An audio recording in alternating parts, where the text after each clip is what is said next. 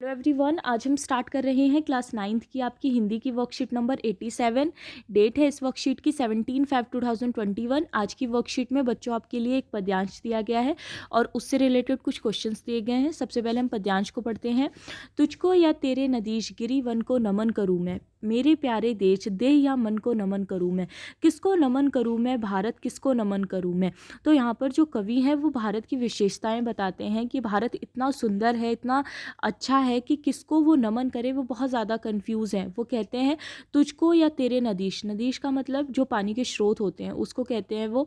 गिरी मतलब पर्वत, वन, ठीक है, वन का मतलब आपका वन, जितने भी फॉरेस्ट होते हैं। वो बोलते हैं कि किसको नमन करूँ मैं, देह को नमन करूँ या मन को नमन करूँ, ठीक है, किसको नमन करूँ मैं।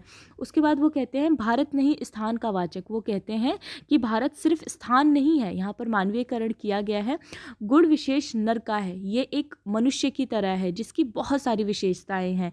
एक देश का नहीं सी यह भूमंडल भर का है, जहाँ कहीं एकता अखंडित, जहाँ प्रेम का स्वर है। देश देश में वहाँ खड़ा भारत जीवित भास्वर है। तो वो बताते हैं कि एक देश का नहीं, ये सील या भूमंडल भर का है, जहाँ कहीं एकता अखंडित, जहाँ प्रेम का स्वर है। तो भारत में शुरुआत से ही लेके एकता मतलब बनाई रखी गई है। अगर कहीं पर भी देखा जाए तो सबसे ज़्यादा जो एकता का प्रतीक माना जाता है वो भारत ही माना जाता है। तो उसकी तारीफ करते हुए ही कहते हैं वो कि निखिल विश्व की जन्मभूमि वंदन को नमन करूँ मैं, किसको नमन करूँ मैं, किसको नमन करूँ मैं। उठे जहाँ भी घोष शांति का, भारत स्वर तेरा है। वो कहते हैं कि कहीं पर भी जब शांति की बात होती है तो सबसे पहले भारत का ही नाम आता है। कहीं पर भी जब शांति की बात होती है तो सबसे पहले किसका नाम आता है, भारत का, क्योंकि भारत ने पूरे विश्व को अहिंसा का, शांति का संदेश दिया है। धर्मदीप हो जिसके भी कर, वह नर तेरा है। तेरा है वह वीर सत्य पर जो अड़ने जाता है, किसी न्याय के लिए प्राण अर्पित करने जाता है। मानवता के इस ललाट चंदन को नमन करूँ मैं, किसको नमन करूँ मैं, भारत किसको नमन करूँ मैं। तो बताया गया है कि भारत में एक से एक वीर है, सत्य है, अहिंसा है, जितनी भी सारी चीज़ें हैं, न्याय के लिए प्राण अर्पित करने वाले, ये सब भारत के गुण हैं, ठीक है। मानवता के इस ललाट चंदन को नमन करूँ मैं। वो कहते हैं कि भारत में जो मानवता है वो बिल्कुल उसी समान है जैसे कि माथे के ऊपर चंदन का टीका होता है, बिल्कुल उस समान मानवता हमारे देश को यानी भारत को सुशोभित करता है। तो वही कहते हैं कि किसको नमन करूँ मैं, भारत किसको नमन करूँ मैं, ठीक है।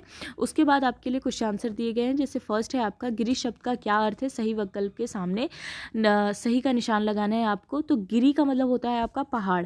उसके बाद है शील का पर्यायवाची शब्द। तो शील होता है चरित्र, वैसे तो स्वभाव भी हो जाएगा, चरित्र भी और प्रवृत्ति भी। तो इसका आंसर हो जाएगा आपका ऑप्शन नंबर घ, ठीक है, ये वाला।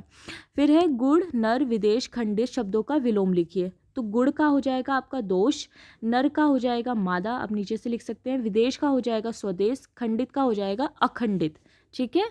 उसके बाद नेक्स्ट क्वेश्चन है आपके लिए, यहाँ पर ये देखिए, कवि भारत को स्थान का वाचक ना मानकर क्या मानना चाहते हैं। तो कवि भारत को मानव रूप में देखता है, ठीक है, वो उसको सिर्फ एक स्थान नहीं मानते बल्कि एक मानव रूप मानते हैं कि उसके अंदर बहुत सारी विशेषताएं हैं।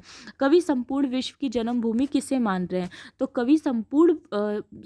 कवि भारत को संपूर्ण विश्व की जन्मभूमि मान रहे हैं। उन्होंने पूरे वर्ल्ड को ही ये माना है कि ये भारत की जन्मभूमि है, ठीक है, भारत को उन्होंने संपूर्ण विश्व की जन्मभूमि माना है। कवि भारत को नमन क्यों करना चाहता है। कवि भारत की अद्भुत गुणों और रूपों से प्रभावित होकर भारत नमन करना चाहता है, ठीक है, भारत को नमन करना चाहता है। यहाँ पर को लिख लेना आप लोग। नेक्स्ट है आपका निम्नलिखित पंक्ति का भाव क्या है। उठे जहाँ भी घोष शांति का, भारत स्वर तेरा है। तो भारत शांति और अहिंसा का देश है। भारत ने सदैव मानवता को शांति का संदेश दिया है। तो हमेशा से ही पूरे ही विश्व में कभी भी अगर शांति की बात की जाती है, अहिंसा की बात की जाती है तो सबसे पहले भारत का नाम आता है, ठीक है। तो भारत ने हमेशा ही मानवता को शांति का संदेश दिया है कि शांति सर्वोपरि है। उसके बाद है धर्मदीप हो जिसके भी कर में, वह नर तेरा है। मानवता के इस ललाट चंदन को नमन करूँ मैं। इस काव्य पंक्ति के माध्यम से कवि क्या कहना चाहते हैं। तो इसका आंसर होगा आपका कि कवि भारत की संस्कृति की प्रशंसा करते हुए कहता है कि भारत में मानव धर्म सर्वोच्च है, ठीक है, मानवता का जो धर्म होता है उसको उन्होंने सर्वोच्च बताया है। सभी इसी धर्म के एक ही धागे में बंधे हुए हैं। तो सभी लोग मानवता के धागे में बंधे हुए हैं, चाहे कोई कितना भी अलग हो एक दूसरे से, लेकिन मानवता का एक ऐसा धागा है जिससे हर कोई उससे बंधा हुआ है। मानवता भारत के माथे पर चंदन के तिलक समान शोभित होती है। जैसे माथे पर चंदन का तिलक सुंदर लगता है, वैसे ही भारत के ऊपर मानवता का ये जो धागा है, मानवता की ये जो संस्कृति है हमारे यहाँ पर, वो हमें सुशोभित करती है, यानी भारत को सुशोभित करती है। ठीक है, तो ये थी आज की आपकी वर्कशीट। आई होप आपको अच्छी लगी हो। Thank you so much.